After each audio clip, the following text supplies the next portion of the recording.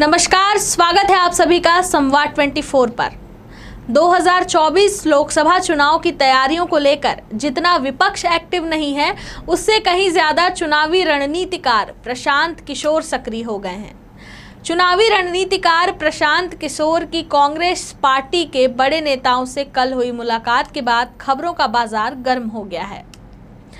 पंजाब कांग्रेस में चल रहे कलह को सुलझाने में पीके की मदद ली जा रही है। हालांकि पार्टी के राष्ट्रीय महासचिव हरीश रावत ने कहा कि मीटिंग में पंजाब के बारे में कोई चर्चा नहीं हुई, पर यह बात गले से नीचे नहीं उतरती। सोमवार को पंजाब के मुख्यमंत्री कैप्टन अमरिंदर सिंह द्वारा पीके को अपना प्रमुख सलाहकार नियुक्त किया जाना और फिर मंगलवार को पीके का राहुल गांधी और प्रियंका गांधी से मिलना, मीटिंग में हरीश रावत जो कि पार्टी के पंजाब प्रभारी हैं की मौजूदगी इसी बात का संकेत है कि भले ही 2024 में होने वाले लोकसभा चुनाव पर भी चर्चा हुई होगी, पर मीटिंग का मुख्य एजेंडा पंजाब की कलह को खत्म करना ही था।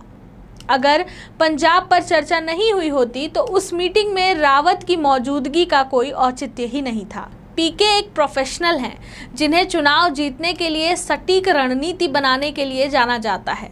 पश्चिम बंगाल में तृणमूल कांग्रेस की जीत और तमिलनाडु में डीएमके की सफलता के बाद पीके का कद और भी बढ़ गया है।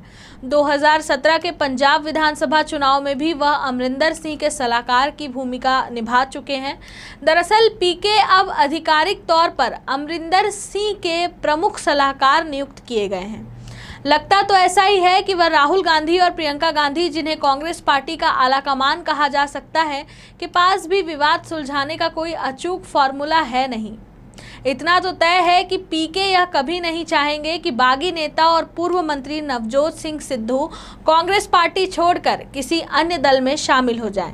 पीके की रणनीति हमेशा बड़े नेताओं की छवि के इर्द गिर्द घूमती रही है।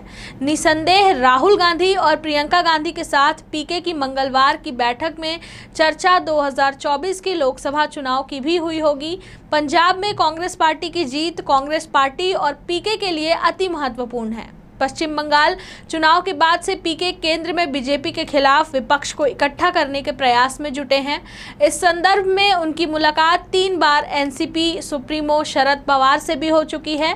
हालांकि पवार के घर पर पिछले महीने विपक्षी दलों के नेताओं की हुई एक बैठक में कांग्रेस पार्टी को आमंत्रित नहीं किया गया था।